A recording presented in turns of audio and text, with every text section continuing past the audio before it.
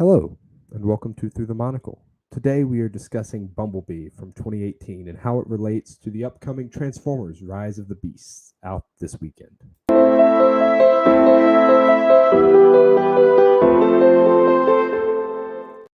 Howdy!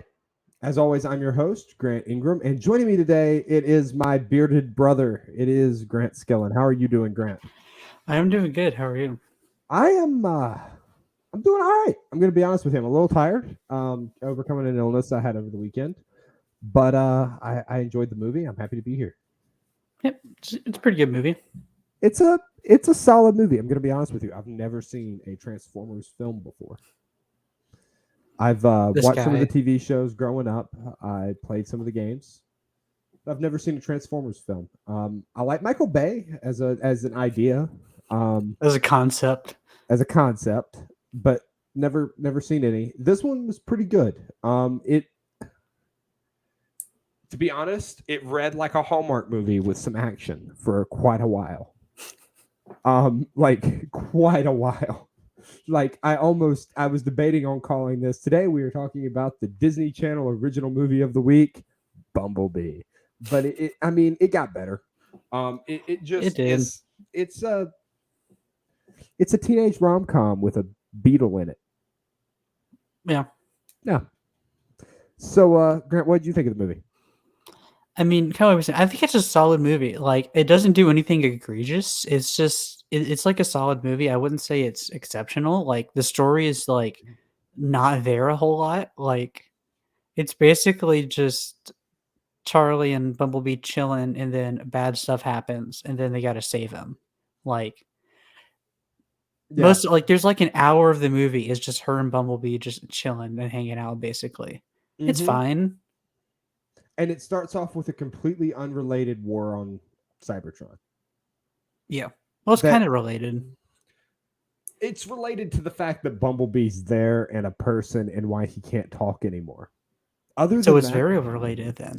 yeah, but to the rest of the story is just about a girl who wanted to have a car, Well, played yeah, but by it's why Haley he's. Steinfeld, which is cool. Mhm. Also, I originally thought she was about to turn 16, and I'm like, there is no way. But she's canonically 18 in this movie. At the time it Mhm. was filmed, she was actually like 19. Mhm. It checks out. Like Yeah, they got a teenager to portray a teenager, which is crazy. But like it yeah. works. Like now, to be fair, they've got like an exceptionally attractive teenager portraying a teenager. But I'd rather have What that than movie doesn't? What okay. movie doesn't? No, Like, most movies don't. Most movies have 26-year-olds yeah. playing teenagers, which is why teenagers always look really weird. And then you go to like you're in high school because I'm not that far out of high school, and you're like, why do all these people look like children compared to the people in the movies? Oh, all the people in the movies are Because like they. 27. Yeah, because they are children compared to people in the movies. Exactly. Yeah. So I guess my biggest gripe with it is just that it's two different movies. Like there's a movie that happens and then there's another movie that happens, and then for some reason John Cena is kind of the bridge between the two. John Cena's just chilling there. Like, I did love the scene with him and the paintball gun early on. I thought that was pretty great. that Um, was pretty cool. It hurts. hey But Jeff, this. Hey, Jeff. Yeah, I saw that. how you doing, Jeff? um, Yeah, I mean, like I would say the movie's solid. Like the dialogue is solid. There's nothing egregious. Like there's nothing like Star Warsy bad at times, like a Star Wars can be. Um, but you do sort of get, like you're saying, the rom com, and then it breaks into kind of an action ish movie, but also not. And it's like I mean, it's it starts out as an action movie. It could have been a pretty good action movie, except early on the dialogue was cheesy as heck. Where is B1211? I think it's 127. I don't care. Here he is. And he just shows up and shoots stuff. And that's pretty much it. He says a couple of like essentially cowabunga lines and then crash lands on Earth. And doesn't talk until the end of the movie. Pretty much. Yeah. Yep. Um it's fine. Now, things that we really liked. Grant, I'll let you go first. Um, I don't know why this popped in my mind, but it was kind of cool to see like a different version of him. Like you see the Camaro in the original Transformers movie, and it's different. But I was just laughing about it. It reminded me of playing Punch Bug with my brother when we were younger. Okay, I don't know what that Um, is. if you see a Volkswagen Beetle, you punch your brother. Is how we played it. Did you walk in and go punch him while you were watching? I'll do it when he gets back. Oh, good, good. Punch him once for me too. Um, I liked One for the road.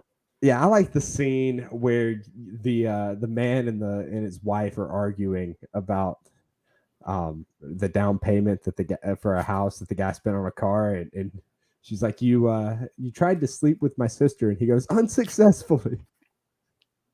And then one of the Decepticons crashes into his car, and the other Decepticon was his car. And I think that's My pretty. car. I think that's pretty fantastic. And then he gets turned into jelly because this is a rom-com where people get turned into jelly. Mm-hmm. Yeah, a couple of my favorite moments was they got like Bumblebee and Charlie Corner. I don't know if you guys said this part or not, but I finished the Agent movie. Burns, good old John Cena is going, don't run, do not run. Bumblebee picks up Charlie and runs off. He just goes, she ran. I like that bit. I also enjoyed, like I said earlier, the scene with the gun early on where he's like they're playing paintball and he's like the gun keeps he's like, oh, that's my bad. Oh, that's a faulty trigger. This gun is just completely We're gonna have to have a talk with the armorer. Yeah. Not Alec Baldwin. Oh, whoa. Whoa. Yeah. Thought it was funny. That's a lot of damage. You thought it was funny. I don't know if you got to the scene when they were trying to get like where Charlie went, like the parents were trying to figure out where she went, and they were asking the brother, and the brother's just like, Charlie is not feeling well. She wants to be kept and she wants to stay in her room for the rest of the evening and not be disturbed. That's what she said. I had to. I did not get there. So I'm gonna be honest to all of you general audiencers. I have been getting up at like 6 a.m. every day for the past 3 weeks, and recovering from a cold. So I'm a little tired, and I didn't quite get through the movie today because I didn't get it started last night because I went to sleep. I'm sorry. So Grant's going to have to talk about the ending. I can talk about my general feelings on the movie. I don't really think any of them would have been changed by the ending. Yeah, probably not. I think it's funny with the ending. So at the end, you get they get into the message that our boy Optimus Prime was sending to Bumblebee, and it's we're sending here to you're coming here to protect Earth. You can't let the Decepticons get there; they're going to destroy the planet. And the government's like, we might have messed up here.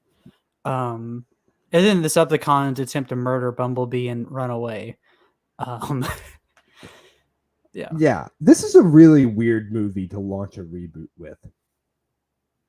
It's a prequel. Like they're trying to make a prequel to the original Transformers movie. It's a reboot. Is it? I think it's a straight up reboot. What I read was that they made it as a spin-off and as a prequel. So you get Bumblebee, and then at the end he becomes the Camaro, and he rides off next to an anonymous 18-wheeler at the end. I don't think it's a prequel. Oh, it does supposedly. If it is a prequel, it's kind of weird. It's unnecessary. I'm going to say it. So it is officially a prequel, but it's also a reboot because this next Transformers movie, Rise of the Beast, out this weekend. Thank you, Paramount Pictures, for not paying us to say that. Is a sequel to this movie, serving as a different timeline. It's the X-Men movies, kind of. So it's like I guess you could liken it to Star Wars, except they don't really care if they go back to the original movie, like timeline at all. It'd be like if Disney went and said, we're gonna make 7, 8, and 9 in place of like 4, 5, and 6, basically. Well, it's like if George Lucas made 1, 2, and 3, and then didn't really care if Anakin became Darth Vader at the end. Like it doesn't really matter. I will say there are a lot less explosions in this Transformers movie, but there is a dude that gets cut in half.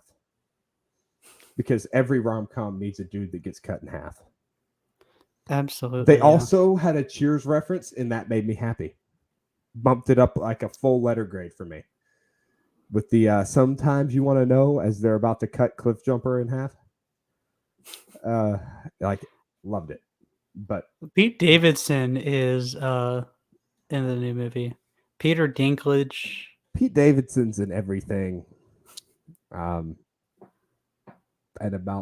not going to make that joke. It's sitting there. It's on a tee. I'm not going to make that joke. Yeah. Yeah. So here's a clip from Bernie while I recover. She wasn't friendly. She really wasn't. And there are people in town, honey, that would have shot her for $5. All right, I've recovered from the wanting to make that joke. Anyway, so I mean, like the whole first half, I kind of mentioned the whole like first half of the story is like Charlie discovering Bumblebee is the Beetle, getting it, and then finding out that it's Bumblebee and being like, "What the heck are you?" and like becoming friends with him. yeah, and like it's like two friends. If your friend is a car that transforms into a big robotic person. Basically. right. Not to be confused with the 1960s classic, My Mother the Car. Yeah. I'll pull up a clip from that in a second. So it's basically just like bonding, and she's trying to help fix and realize, okay, you're trying to like eventually like, oh, you're trying to talk through the stereo. Yeah. There's some other aspects of the story in there that are like, okay, that's fine, but like it's almost not relevant to the plot in a sense. Yeah, no, most of it isn't relevant to the plot at all. Like most of the movie has nothing to do with anything. Like the dad dying of a heart attack is sad, but like she's trying to restore the Corvette. And that's like the original. Like she wants money so she can restore the Corvette, and then it's like, oh, if I can't like be able to do this, I'm just going to get this Beetle. Because if I can't like save the memory of my deceased father, at least I can drive to school. Yeah, with a yellow Beetle. Yeah, which is again, most of the movie has nothing to do with the Transformer, which is fine. But like, Bumblebee's not the character the movie's about. He's not close to being Charlie. The character the movie's about. The movie's about Charlie and her best friend, the car. That's a fantastic show. My brother, the car. That's what we're going to call it. Her brother, the car. By the way, if next week I will have the intro to that downloaded because the intro to that is fantastic. Go watch My Mother the Car with Jerry Van Dyke. It is a pointless waste of time, but it's all on YouTube, and you should do that. Yeah.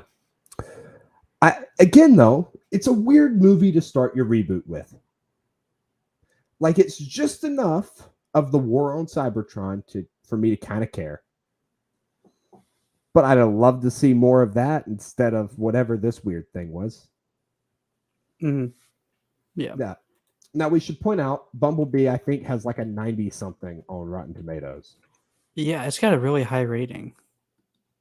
Yeah, it's a 91. 91, and the audience score is 74. So critics love this movie. Which is really weird, because this movie is 3 movies. Yeah. And John Cena. And his name is John Cena. I mean, I will say, to be fair, John Cena, you can't see him. You just kind of hear him. Yeah. You just see a gun floating and shooting at someone. It's crazy. Yeah. Do you want to hear some of the continuity errors that kind of go on with within the movie and within like the universe? Yeah. See, I didn't realize this was within the same universe. I always thought this was a separate thing. Yeah. So in Transformers: The Last Night from 2017, Bumblebee was said to have played a role in World War II. However, in this movie, he arrived to Earth in 1987. right in the middle of World War II. Yeah. Optimus knowingly sends Bumblebee to Earth, knowing that its survival is crucial to theirs. But in the original movie, nobody pays Earth any mind until they realize the Allspark is there. I will also say, Bumblebee was sent with a message from Optimus Prime saying to protect Earth because the Decepticons were going to destroy it, correct? Mm-hmm. Do you remember why the Decepticons were going to destroy it? Because Bumblebee was there. Mm-hmm. Mm-hmm.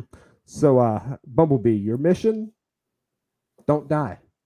So sending Bumblebee to protect Earth is what made Earth a target in the first place. Right. It's like sending Batman to protect Gotham is what created most of his villains. Yeah. When Speaking Charlie of which, first, Batman 89 next week. when maybe Charlie we- first turns Bumblebee on, in the Beetle form at the Uncle Scrapyard, she's wearing shorts. She drives it home and gets out of the car in the garage, and she's wearing jeans, ankle length jeans. I believe that. Hey, you know what? If a robot can turn into multiple different cars, including cars from Earth, while he's never been to Earth, that's another thing. Including those, I'm sure her jeans can turn into jeans from shorts. Like that. That's just a logical leap. Yeah, obviously. Yeah. Some factual errors. When Bumblebee plugs into a wall socket, he plugs into the ground line.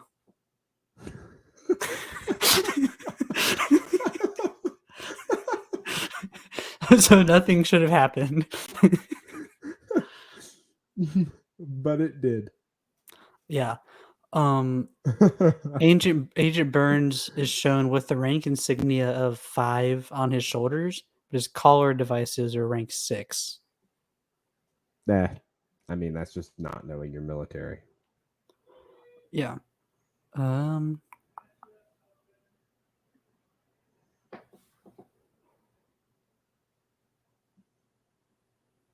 Oh, okay. I was reading this one, and now that I read it, all makes sense. The movie takes place in 1987 when Charlie wants to throw away her trophies. The stepdad's wearing an Izod shirt that apparently has the wrong logo because Izod and another company hadn't split yet, so the logo would have been different in 1987 than it would have been like after the split. And they went for the logo after the split. Why is that a thing? It's just Why does IMDb mention that? Because it's a continuity error. Izod had a different logo in 1987. Mm-hmm. So he was wearing a shirt from years later in 1987. Which I'm going to be honest with you, I didn't realize the movie was set in 1987. Like, it was not very clear that it was a prequel unless I just missed the big old bold letterings of 1987. Which I might have. That might have been a thing. I don't really know. But I will also say $500 for a car, like Charlie asked for at the beginning of the movie, that's a lot more money in 1987. Mm-hmm. Like, That'd be at least $501 today. I know that. Well, we can run the math here. Yeah, while he's running the math, when Bumblebee transforms into a Camaro, there's a close-up shot of the driver's side mirror with the text "Objects in mirror are closer than they appear."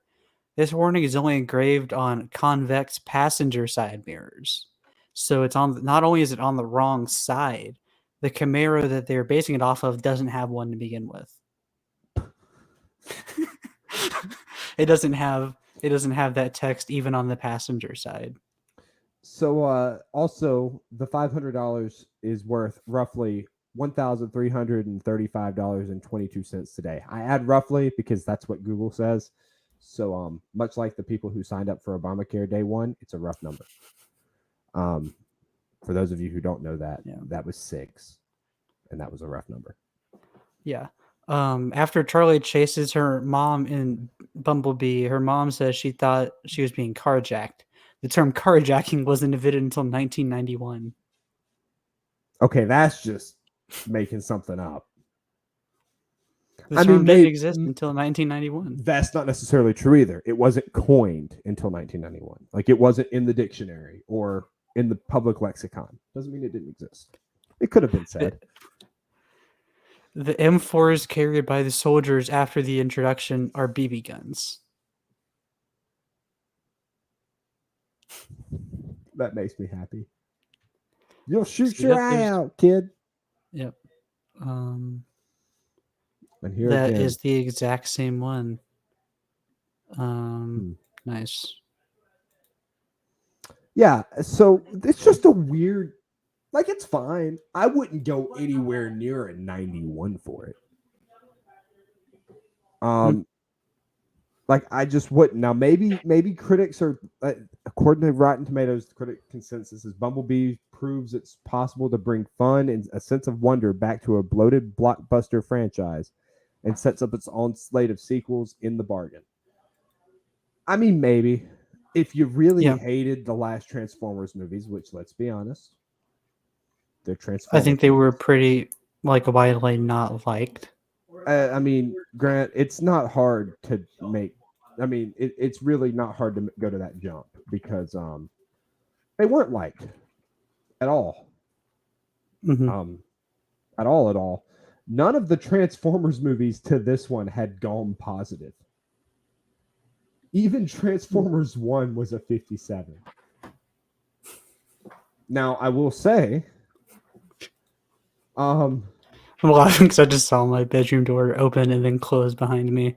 That's pretty funny. So this new one's like a 53 tomato meter. I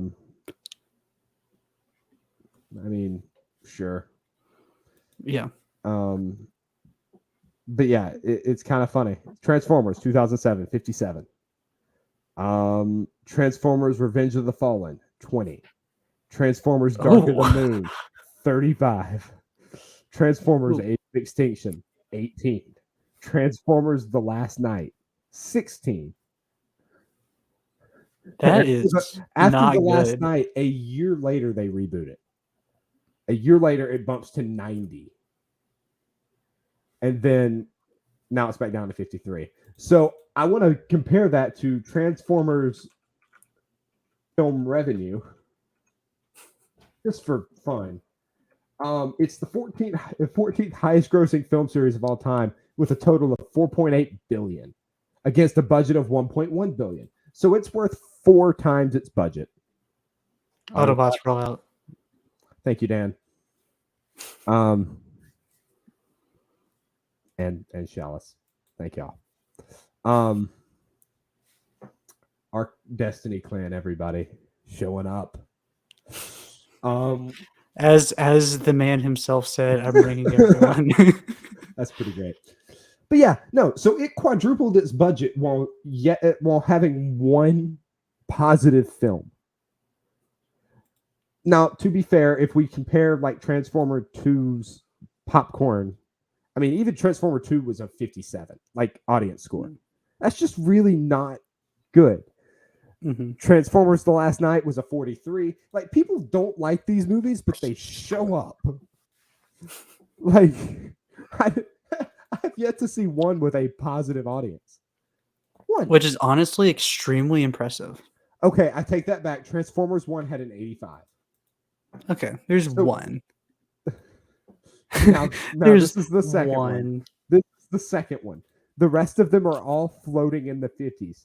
Now, I'm going to throw this out. They might be money laundering with the Transformers because nobody likes these things. But people watch it, right? Like they're making money, right? They have to be. 4 times their budget. Yeah. It's insane. Like, people show up.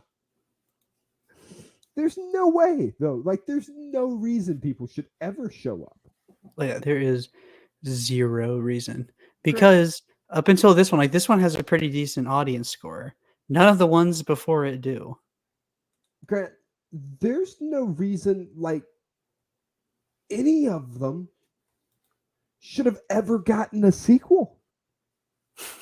Like, maybe they made enough money to, sure.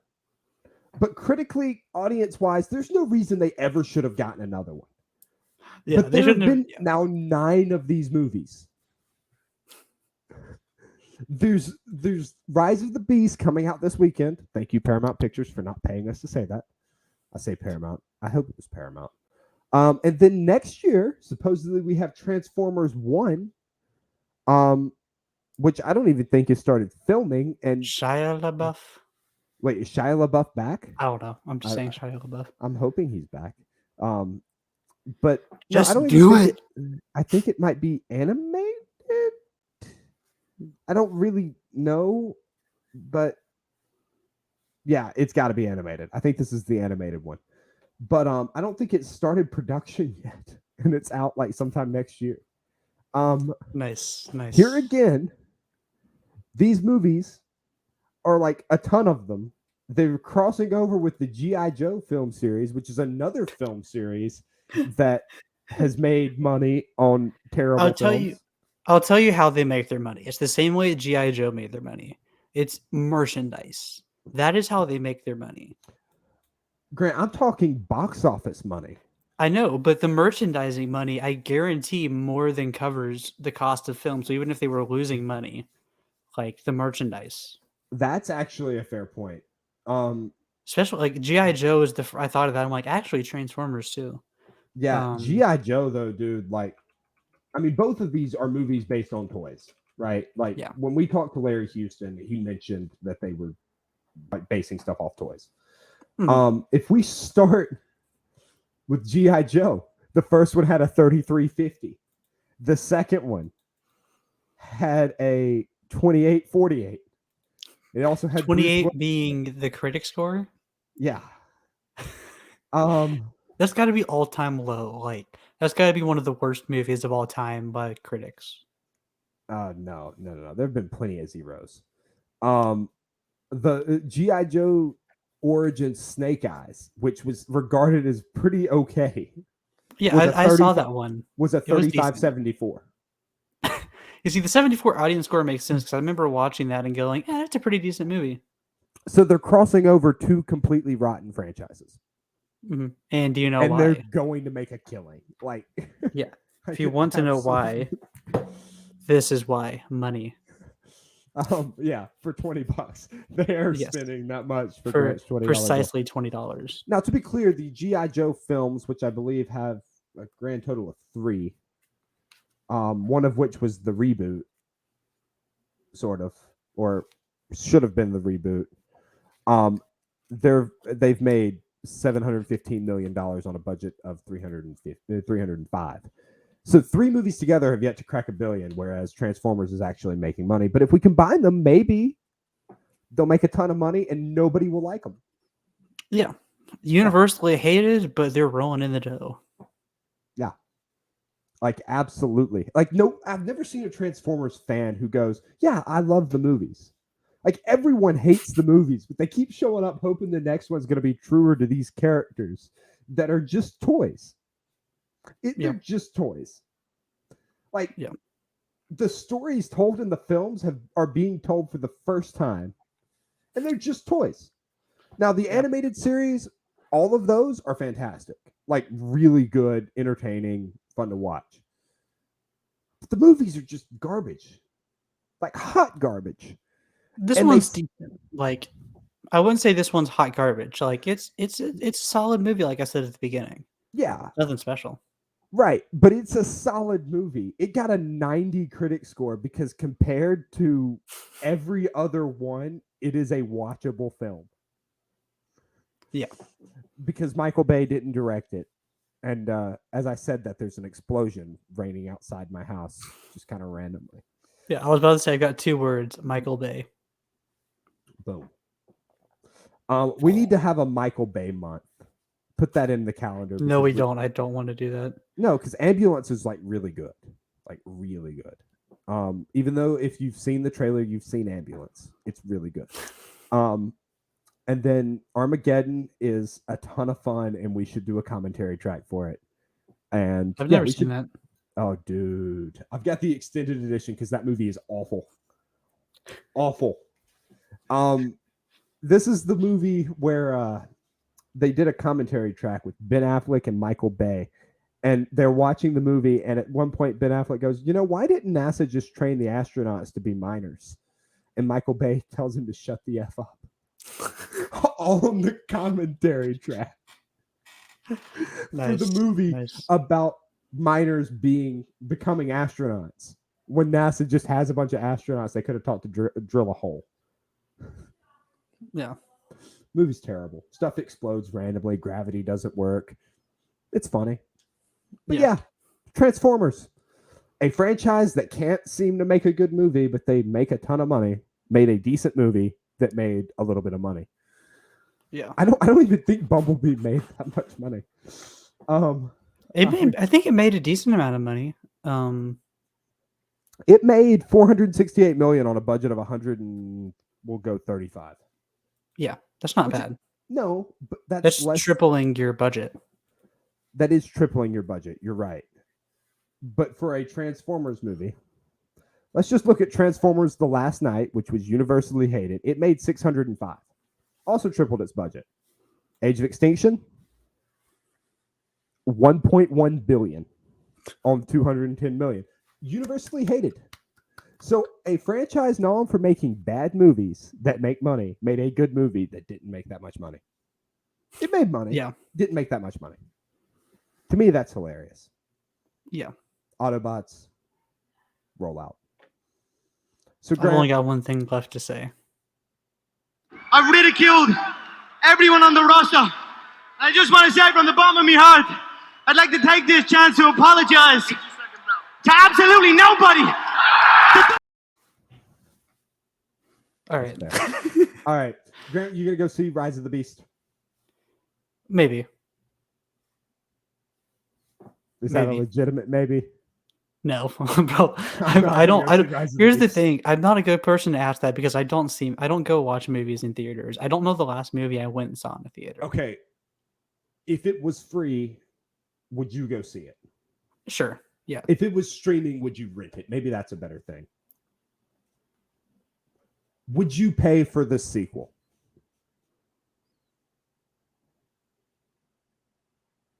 Probably. I'd pay for it if I found it in a Walmart dollar bin. I want to yeah. I'll give $5 to be part of the people who made that $1 billion. Speaking of $1 billion,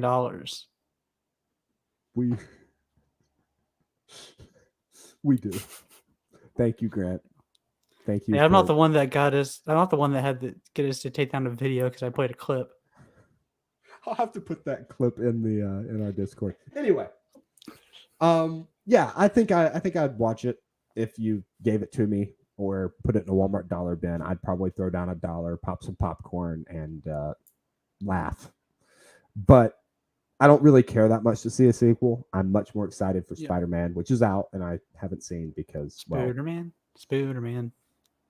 does whatever a spooter can.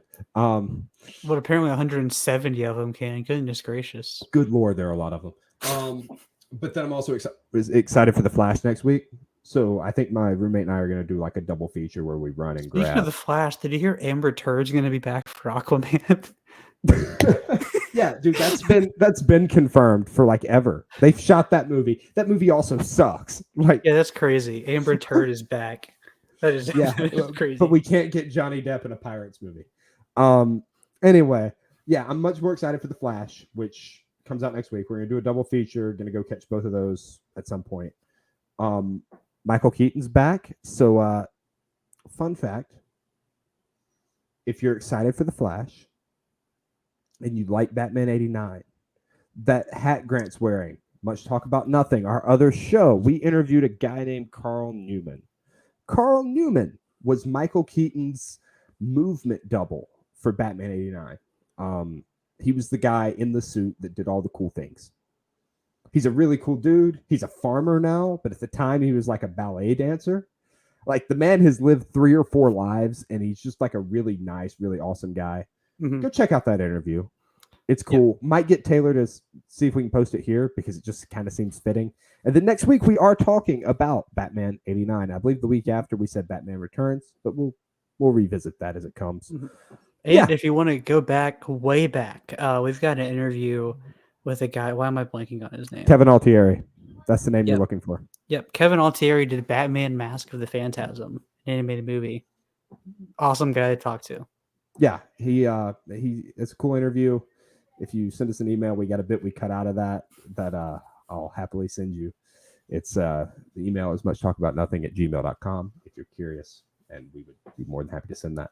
Yeah. Anyway, if you've enjoyed the show, you can give us money. Go to patreon.com/theculturednerd. There you'll find multiple tiers, one for each show. You can throw your money at the screen. You can help keep the lights on. You can maybe help Grant afford to like get a haircut and shave every once in a while. No, you need that. Yeah, well, I didn't say which one. Anyway, yeah, you can support the network as a whole, and we always appreciate it when you do that because this stuff isn't cheap and we love doing it. So please help us continue. As always, I've been your host, Grant Ingram. And I've been the co-host, Grant Skillen. Thank you to each of our Patreon supporters, to Jose for the logo and Taylor for the intro. Or as that slide says, absolutely nobody. Yeah. And thank you so much, viewers, for joining us. If you enjoyed this, please leave a like, subscribe to The Cultured Nerd. And if you want to check out more of The Cultured Nerd, scan that QR code there on the left. And if you want to check out our other show with that interview from Mr. Newman and Mr. Altieri, you can do that by scanning that QR code there on the right. Thank you so much for watching. We'll see you next week when we talk about Batman 89.